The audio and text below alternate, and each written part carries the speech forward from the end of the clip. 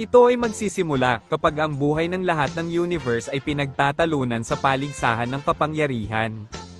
Ang tournament ng kapangyarihan ay umabot sa isang napakahalagang sandali kung saan makakaharap ni Goku ang mandirigmang si Jiren ng Universe 11. Parehong naglalaban, ngunit ang kahusayan ng taong ito ay higit na nakalalamang sa Saiyan. Tulad ng unang nangyari, hindi naisip ni Goku ang mas magandang ideya kaysa gawin ang Genkai Dama. Para sa kanya ito ay maaaring mga hulugan ng kanyang pagkamatay, hindi niya naisip kung kaya niyang patayin si Jiren sa pamamaraang iyon, ngunit hindi man lang ito sumagi sa isipan ng Saiyan. Gayunpaman, hihilingin ni Goku ang tulong ng lahat ng iba pa upang lumikha ng Genkai Dama sa tulong ng lahat ng naruroon. Lahat ay gustong matalo si Jiren. Kaya, ibibigay nila ang kanilang lakas. Gagawin ng Genkai Dama para ihagis ito kay Jiren. Ngunit nakakagulat na ibinalik ito ni Jiren kay Goku, ang mga bagay ay komplikado. Dahil si Goku sa kabila ng paggamit ng lahat ng kanyang kapangyarihan, ay hindi ito mapipigilan. Sa wakas ay makakaapekto ito kay Goku. Ngunit dito ang kwento ay magiging iba. Si Goku na naubos ng enerhiya na ito ay hindi maaaring mamatay. Bago natin ipagpatuloy, maaaring kang mag-subscribe sa channel na ito upang maging updated ka sa mga susunod na bidyong ating ipalalabas. Ngunit hindi makakaligtas dito, sa oras na iyon, iisipin ni Goku ang lahat ng alaala ng kanyang nakaraan. At ito ay mawawala sa oras na iyon sa pamamagitan ng enerhiyang iyon. Samantala, hindi nila tatanggalin si Jiren dahil wala siyang kasalanan. Dahil ang pamamaraan na ito ay ginawa mismo ni Goku. Hindi na nagpakita si Goku pagkatapos noon. At tinanong ni Beerus si Whis kung ano ang nangyari kay Goku. At sasabihin sa kanya ni Whis na kahit papaano ay hindi siya namatay, ngunit hindi rin ito buhay. Ito ay nagdulot ng pagkalito kay Beerus. Ngunit anuman ang nangyari, ang tadhana ng Universe 7 ay hindi maiiwasan. Si Goku ay hindi, kaya ginawa nito ang pagkatalo ng Universe 7 ay malapit na. Walang magawa si Vegeta at ito na ang wakas. At buburahin ni Zeno Zama ang Universe 7 at ang Universe 11 ay tatanghalin na panalo. Planetang Vegeta.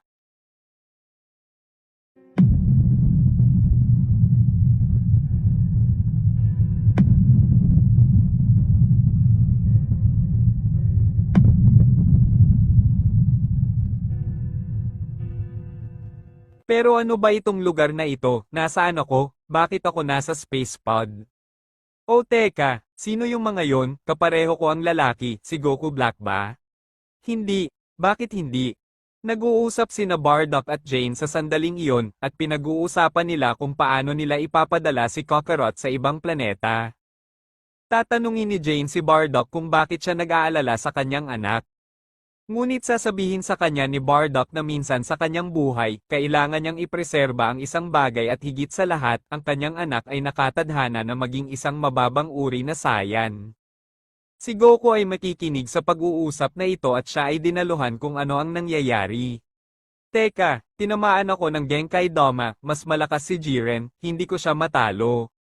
Ibig sabihin, kahit papaano ay ipinanganak akong muli, nakikita ko, ang aking katawan ay masyadong maliit, bata na naman yata ako ngayon.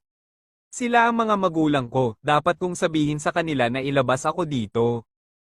Si Goku sa sandaling iyon, ay susubukang kausapin ang kanyang mga magulang, ngunit hindi siya naririnig ng mga ito dahil nasa loob siya ng space pod at walang tunog na pumapasok o lumalabas dito. Hoy Bardock, hindi mo ba naramdaman yon? Naramdaman kong parang may gustong sabihin sa atin. Jane, anong ibig mong sabihin? Hindi ito ang oras para dito, kailangan nating alisin si Kakarot sa planetang ito ng mabilis. Si Goku sa loob ng space pod, makikita niyang wala ni isa sa dalawa ang nakikinig sa kanya. At ipapadala nila ang space pod ni Kakarot. Ngunit bago lumipad, ganap nitong sisirain ang space pod. Ngunit anong nangyari? Anak namin siya, paano niya nagawa? Mga magulang ko kayo, Bardock at Jane tama. Laking gulat ni na Bardock at Jane nang makita ito dahil hindi sila makapaniwala na kausap silang dalawa ng kanilang anak. Kakarot, maaari kang makipag-usap, ngunit paano ito posible? Dapat kong ipaliwanag sa iyo, anak mo ako, ngunit nakuha ko ang aking konsensya mula sa hinaharap. Ito ay isang bagay na mahirap ipaliwanag, ako ay ang iyong anak bilang isang may sapat na gulang, ngunit ako bilang isang bata. Hindi ko maintindihan, ito ay lubhang nakakalito. Iniingatan ko ang aking mga alaala, ngunit hindi ko alam ang aking kapangyarihan din, dapat ko itong malaman. Si Goku sa sandaling iyon ay magiging Super Saiyan. Iniwan ng kanyang ama na naguguluhan. Oh, tila napanatili ko ang aking kapangyarihan, ito ay kaakit-akit. Pero anong transformation yan? Baka ito ang Legendary Super Saiyan. Pero kung low-class Saiyan ang anak ko, paano niya nakuha ang kapangyarihang iyon? Sa ibang lugar nasira ang ilang tracker sa hindi malamang dahilan. At hindi ito idinisenyo upang makita ang napakaraming kapangyarihan. Lahat ay matatakot at sasabihin nila kay Frieza na hindi naniniwala sa kanila. Mr. Frieza, subukan ito sa iyong tracker. Gagamitin ni Frieza ang kanyang tracker para maramdaman ang kinang lalaking ito, ngunit nakita lang niya ang bilang ng counter na tumaas hanggang sa tuluyan itong masira. Ngunit kung ano ang mga tracker na ito ay nasira, magdala sa akin ng iba. Gagamitin ni Frieza ang iba, ngunit sa parehong paraan ang mga ito ay masisira kaagad. Pero kanino ba ang lahat ng kapangyarihang iyon? Baka siya yon, hindi sa tingin ko. Sa kabilang banda, sasabihin ni Goku sa kanyang ama, si Frieza ang sisira sa planetang ito, kailangan ko muna siyang pigilan. Teka, kaya kung totoo ang naisip ko tungkol sa kaawa-awang Frieza na iyon. Tama na ama, pasensya na, pero hindi ko na kaya, kailangan ko na silang yakapin. Yayakapin ni Goku ang kanyang mga magulang dahil alam niya ang lahat ng ginawa ng mga ito para sa kanya. Magpapalipas siya ng ilang sandali ng ganito, ngunit alam ni Goku na wala nang mahabang panahon para sirain ni Frieza ang planeta. At sasabihin niya sa kanyang ama na dapat nating tapusin ang hangal na si Frieza. Anak, pero masyado siyang makapangyarihan, wala tayong magagawa laban sa kanya. Yan din ang dahilan kung bakit kita gustong ipadala sa ibang planeta, anak, kailangan mong iligtas ang sarili mo. Ama, hindi mo pa rin naiintindihan, baka matalo ko siya, sa hinaharap ay nagawa ko na rin ito ng maraming beses. Nag-aalala si Jane na sabihin sa kanyang anak na huwag ipagsapalaran ang kanyang buhay sa ganoong paraan, dahil siya ay isang musmos na bata lamang. Ngunit kahit papaano, mauunawaan niya na hindi niya ito mapipigilan.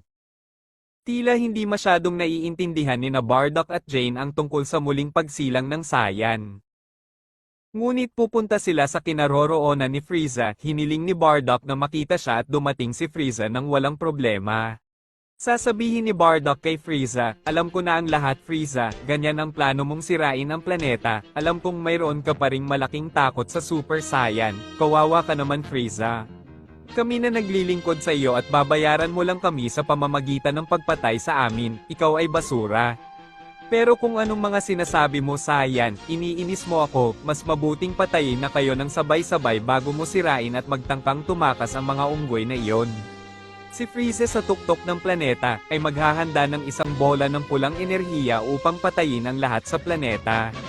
Mayroon pa ring mga Saiyan sa labas ng planeta na hindi pa dumarating sa pekeng pagpupulong ni Frieza, ngunit walang oras upang hintayin silang lahat. Ikinagagalak kitang makilala, ngunit ang iyong wakas ay higit sa hindi maiiwasan, sa hinaharap maaari mo akong bigyan ng mga problema. At mas pinili kong iwasan ka, ang tanging pumipigil sa iyo ay ang iyong kababaan, ngunit anumang oras alam kong pagtataksilan mo ako, mawala. Nagulat si Bardock na sasabihin kay Frieza, mangyaring huwag gawin ito, tatapusin mo ang aming buong buhay. Bibigyan pa sana kita ng kaunting oras, ngunit nakaharang ka, parang may nag-report dito sa army ko. Frieza nang walang karagdagang abala, ay ilulunsad ang kanyang pag-atake, na malapit nang tumama sa planeta. Susubukan ni Bardock na pigilan ito, ngunit imposible. Natawa lang si Frieza ng mga sandaling iyon. Hanggang sa biglang, ang enerhiya ay ganap na itinapon. Ang pulang ilaw na nagpapaliwanag sa planeta, at natukoy na ang katapusan nito ay nawala. Iniwan si Frieza na naguguluhan, ngunit ano ang nangyari, ang aking kapangyarihan ay nawasak, ngunit paano ito posible? Kung ano ang magagawa ni Saya na pigilan ng isang kapangyarihang tulad niyan? Ako iyon, Frieza, ang pinakakinatatakutan mo, nandito ako para hatulan ka ng kamatayan. Pero sino ka ba, inutil na bata? Ipapadala ni Frieza ang kanyang mga sundalo upang tapusin ang bata dahil hindi niya naisip na kailangang gawin ito sa kanyang sarili. Ngunit natarante sila nang maramdaman nila ang kapangyarihan ni Goku. Hindi maintindihan ni Frieza kung bakit ganoon ang reaksyon ng kanyang mga sundalo, nagalit siya. Sabi ko atakihin niyo siya, sundin niyo mga hangal. Pinagpapawisan ng mga sundalo sa takot ngunit inatake nila ito sa kabila ng takot na nabuo sa kanila ng batang ito. Ngunit wala pang isang segundo, natapos na silang lahat ni Goku. Pero paano, hindi ko man lang siya nakitang gumalaw, anong nangyari? Anak ko na yata ang taong kinatatakutan mo, Frieza, ang bangungot mo ay nagkatotoo at dito na matatapos ang kasamaan mo, hangal ka. Yang hamak na bata, huwag kang magsasabi ng ganyang kahangalan, Sayan. Tumahimik ka, Frieza, oras na para mamatay ka, babaguhin ko ang kapalaran ng planetang ito.